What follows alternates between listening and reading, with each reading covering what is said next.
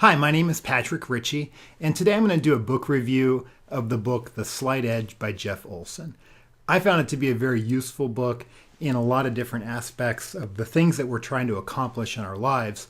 Now, as somebody who writes and teaches about credit, one of the things that popped out in my mind was the steps in the book, The Slight Edge, could be applied towards somebody trying to get home ownership, get themselves in position credit-wise, saving their down payment, because it's about a lot of the little steps, the things that we know that we need to do that are easy to do, but they're also easy not to do. So that's the focus of the book and a lot of other things about it. But I want to just do a run through of the book, and I think you'll find it very useful. And I do highly recommend getting a copy of the book if it's not on your bookshelf already. I think it would be a valuable addition, and I think it really can kind of get you focused on accomplishing some of those things that you've wanted to accomplish. So let's say that you take two seemingly similar people and you give them the same exact opportunity. One has remarkable success with it and the other doesn't.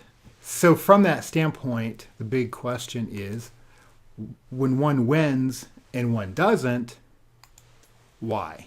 Why is that? And I see that a lot in the classroom where people are given the specific steps of what they need to do to succeed, whether it's home ownership, credit, to get to home ownership, or maybe it's marketing and sales, or it could be weight loss, it could be exercising, all the things that we're trying to accomplish in our lives.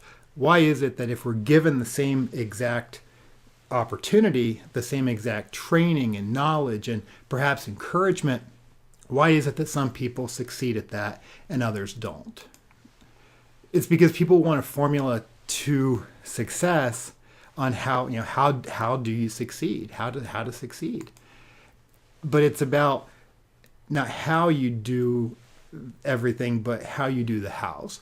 In terms of how are you getting things done? What is your consistency? Are you doing the right things? There could be several steps to accomplishing whatever it is that you're trying to accomplish. From that standpoint, are you doing the steps that are most important or necessary? Going from 0 to 60 miles per hour sounds great, but a lot of times as we're driving, we're going from 0 to 10 to 20 to 30 to 40 to 50, then to 60. So, how are we trying to get something a lot quicker than what would be necessary to achieve the goal? So why do people often fail at diets? If you've ever tried a diet, I know I've tried several diets. Why is it that we tend to stick with it only for a period of time before we turn back to that cheeseburger? And that cheeseburger looks delicious, doesn't it?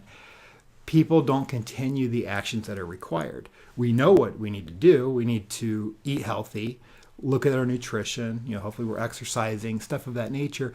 It's about doing the little things that are actually easy to do, but once again, they're also easy to just put off and not do them. So it's about getting that consistency. We know we should eat healthy, but it's really easy to not eat healthy. And a lot of times it tastes better to not eat healthy. And it's easier. You think about how easy it is to just go through a drive-through, get something off, a dollar menu. You can get bad food so cheaply and so quickly. It's just a lot easier to eat unhealthy than it is to put forth the effort and the money to eat healthy. So we don't always feel like taking the action is the big issue. When we're motivated, of course, we're going to eat the way it's going to be necessary to achieve what our goals are for weight loss and getting in better shape. Financially, we might feel like saving money. If you're trying to buy a home, it might feel better to save money towards the down payment, but only for maybe a short period of time before that positive attitude starts to wear off a little bit. So we don't always feel like doing the action that's necessary to reach the goal. But it's okay to fail. Just fail fast, learn from it, and redo it. We all fail all the time. All successful people didn't just wake up and succeed that day. Could have taken them years and years and perhaps decades to achieve the goals that they have accomplished. But you have to fail. You have to learn from the things that didn't work so that you can go back and try them again, and hopefully they'll work the next time. Or if they don't, just learn to say, okay, it didn't work that way, but we'll try it again and just redo it. And most successes, that is the story is, well, I learned it, I couldn't do it this way or that way, but I eventually found out it could be done this way. That's the way we have to look at that. So successful people do what unsuccessful people are not willing to do. What do successful people do? What is it? It's the simple things that are easy to do. The things that you can consistently do, the things that you can incorporate into your daily routine, because it is about routine. If you're trying to accomplish a big goal, no matter what that may be, financially, personally, health-wise, business-wise, whatever it is, if you can get that routine of doing all the little steps that are going to lead you to the bigger goal, that's really the most important thing. It's about those habits, all the little habits that are going to combine to form one large habit.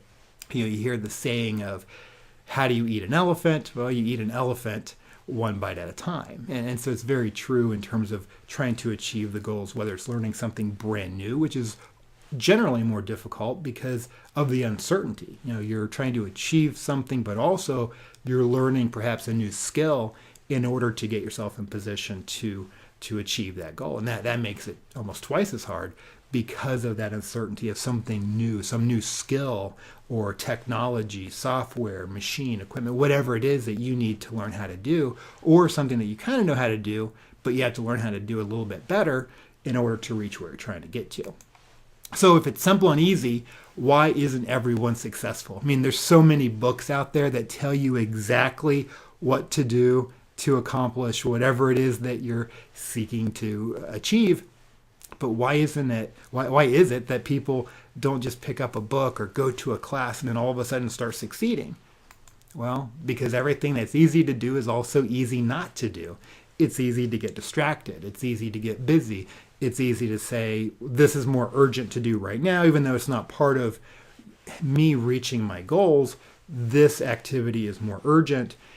And then as our willpower starts to wear off throughout the day and we get to the end of the day and it's like, I'll have time tonight to do that. But by the time our willpower has started to recede by the end of the day, at that point in time, it's easy to try to do something that's more relaxing perhaps or more fun, sit in front of the television, whatever it may be. So everything that's easy to do and that would actually get us to eventual completion of our goals is just as easy not to do it. And I think that's the big issue. And that's why you want to keep it small, in terms of the little habits, the little routines that will ultimately, cumulatively become big and have a big impact. So as far as simple positive actions that are repeated, and then there's simple errors and judgments that are repeated, which way are we going on that curve? Are we going in the direction of what is good, or are we going in the direction of what is not going to be good? What's going to be bad? The things that are going to, number one, not move us closer to achieving our goal, but in the same sense, maybe it's moving us further from our goal versus doing the little things that will move us closer to our goal. If you think about the example of saving money, you start saving money and it starts to become habit. You start saying no to the things that you really don't need. You start thinking about the stuff that you already have, that you've spent money on. What is its true value? If you were to sell everything that you had, if you had to travel to the other side of the world to live, and you could only take 2 suitcases, and you had to just get rid of everything else or just give it away, like you're not coming back, what amount of money might you get for that? And when you start thinking about it in those terms of all the consumption that we do and where we spend our money, and it starts to make those little decisions a little bit more easy in terms of saying, well, if I buy this, really, what is this going to get me? Do I need this? Is it a want? Is it a need? So you really have to look at it, but also look at our time. How are we spending our time? And then treat that time as a form of currency, which is something I read in the book, what's it called? Die Empty, which I found to be a very good book. Maybe I'll do a book review on that sometime. But he talked about treating time as the currency of productivity. And it's so true. If you look at the end of the day, were you active in achieving everything that you set out to do? Or did you just spend your day being reactive, just blowing in the wind and responding to emails, responding to phone calls, responding to somebody coming into your office? How did you treat your day? Did you get things done? Or did you just spend all day reacting? And at the end of the day, you're no further along towards reaching your goals than you were the day before. So we have to really look at it from that standpoint and treat our time and what we're putting forth, treat it as a form of currency. So success is a process. It doesn't just happen. You hear about people who found overwhelming success, but there's always a story behind it, all the little things that they did to get to that point. So the cost of waiting can be illustrated by compounding interest. And so Jeff talks a lot about compounding interest in the book in terms of if you start saving at this point in time, let's say at age 20 versus saving at age 30. And he shows different charts in terms of if somebody started at age 20 and started saving money and then stopped at age 30, how they would be ahead of the person who started at age 30 and saved all the way to age 60, just because of that compounding. What they started early on just keeps building and building and building. So really what it comes down to is you get more out of it by starting as soon as you possibly can. And so it's a great example using compounding interest in terms of all the little things that we could do now. If we just started now, we could build something absolutely great. Think about the saying of when is the best time to plant a tree? Well, the best time to have planted a tree was 25 years ago or 100 years ago. But if that's not the case, the next best time would be today. Just get the seed in the ground so it can start growing, because by waiting, you're just putting it off. So what we do matters. If we do what we should over and over again, the compound effect kicks in.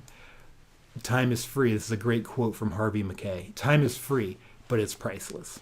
You can't own it, but you can use it. You can't keep it, but you can spend it. Once you've lost it, you can never get it back. Have you ever regretted how you spent your time? Like you look back and you're like, oh my gosh, I can't believe I spent that much time on that, or maybe it was a relationship or whatever. Yeah, we can't change the past. All we can do is learn from it, move forward, and form our future. But that's the thing in terms of time. How are you treating it? Because it's just going to keep on going. And whether you're accomplishing your goals during that period or not, time just keeps on going. So really try to harness what it is that you're trying to accomplish. A lot of times I see this with people who are trying to improve their credit. It may actually be very simple things that they could do to get their credit on track. But the problem is they don't get started. They don't do the little things. They never get around to actually looking at their credit report. They never get around to learning, okay, how do I take care of this one item? They don't do the research, or they don't go to the right people to ask the right questions. Maybe they look for the easy way out and they end up spending money on something that doesn't work, and they could have used that money for something more important. So all the little things, it is about just getting started. So do you want to change your outcomes? Then use time to work for you instead of against you. At least do something daily that's going to get you closer to your goals. An example, one push-up, and I can do one push-up at least. Maybe I could do 3. But one push-up, it takes literally just seconds to do. But doing it every day would add up to 365 days in 1 year, 365 push-ups in 1 year if you just did one every single day. And it seems meaningless to do one push-up every day, but over the course of a year, if you did at least one, you're building some sort of strength. No matter how minor that may seem, you're doing something. You've at least got some movement, and it's actually really easy to do. But the thing about doing one push-up, and there was a book called Mini Habits, and the author's name is escaping me, but I just listened to that on Audible. And Mini Habits, he talks about how he put together that one push-up a day challenge. And once he started doing one push-up, it was just really easy to go ahead and do a second push-up, a third push-up. Stuff like that. You have to look at it from the standpoint of just getting started. It becomes a lot easier to get the momentum. Think about when you start working out, sometimes the hardest part is getting through the warm-up, but then you get through a 9-minute, 3-minute warm-up, then doing the core stuff that you're going to do in that workout might be a lot easier because now your body is warmed up. Think about an engine. Is an engine that's cold going to run as efficiently as an engine that is warmed up? Probably not. It takes some time to warm up, and our bodies are the same way. Our brains are the same way. Once you get started, think about if you wanted to paint a wall.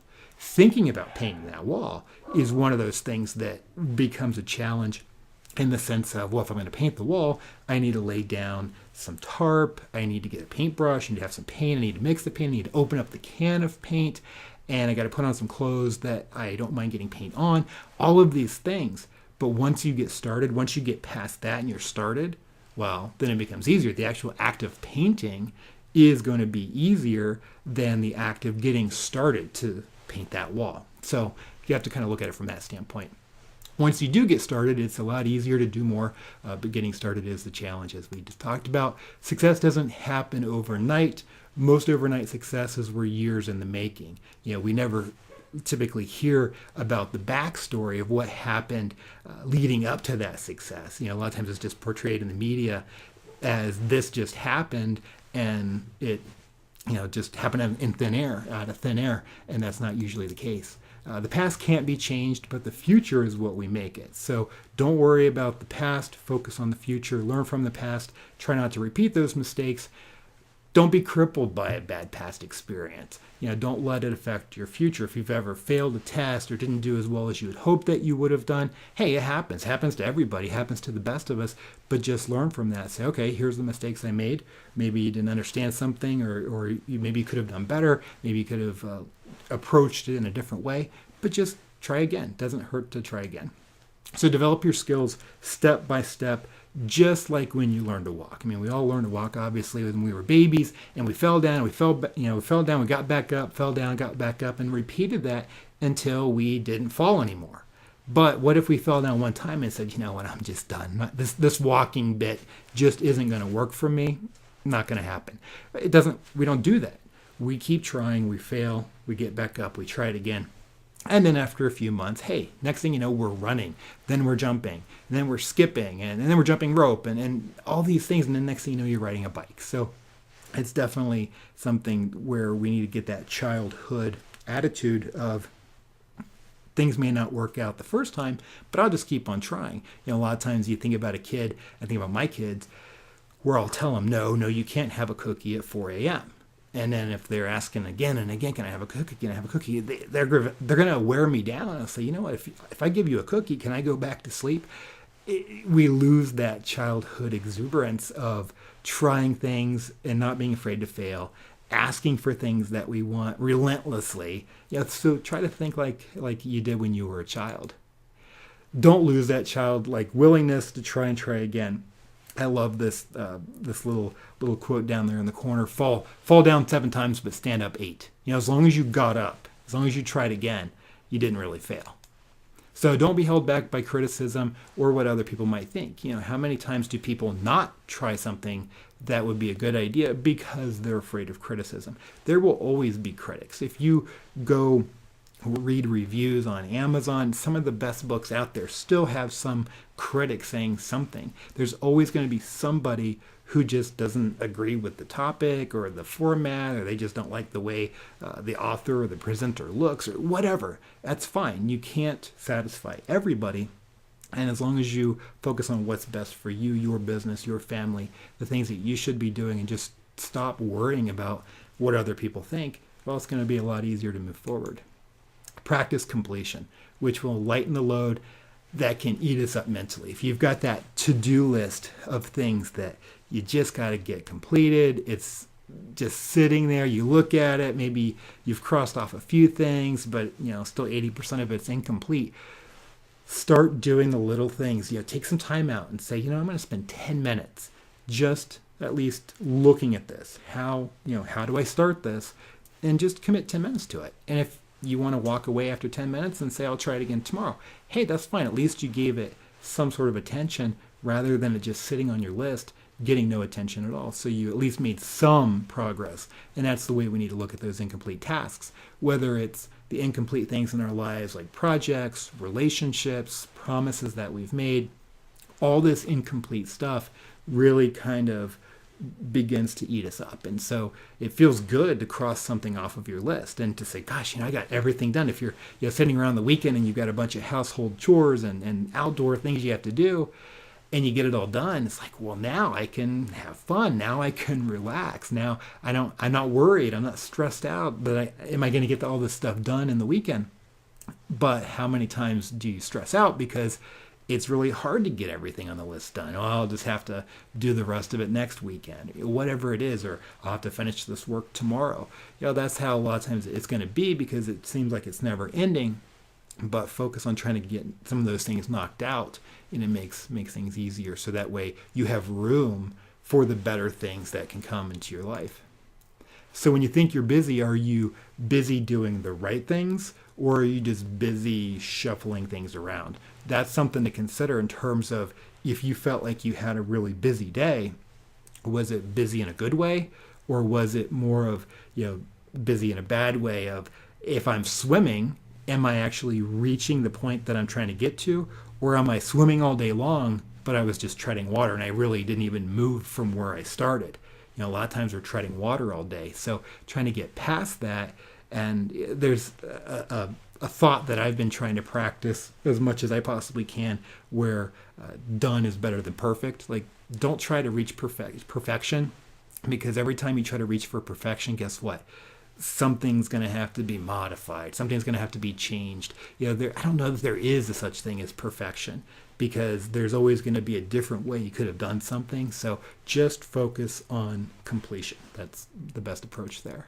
So what actions did you take today that made you more successful? As we said, were you treading water, or were you actually getting movement, moving closer towards your goal? Talk to people who have the same goals as you, or people who can guide you, people who have already done what you're trying to do, people who are in the industry, their experience, whatever they're trying to do. If you're trying to accomplish something and you're not quite sure how to, there's somebody out there that has, and they're probably more than willing to help you try to figure it out.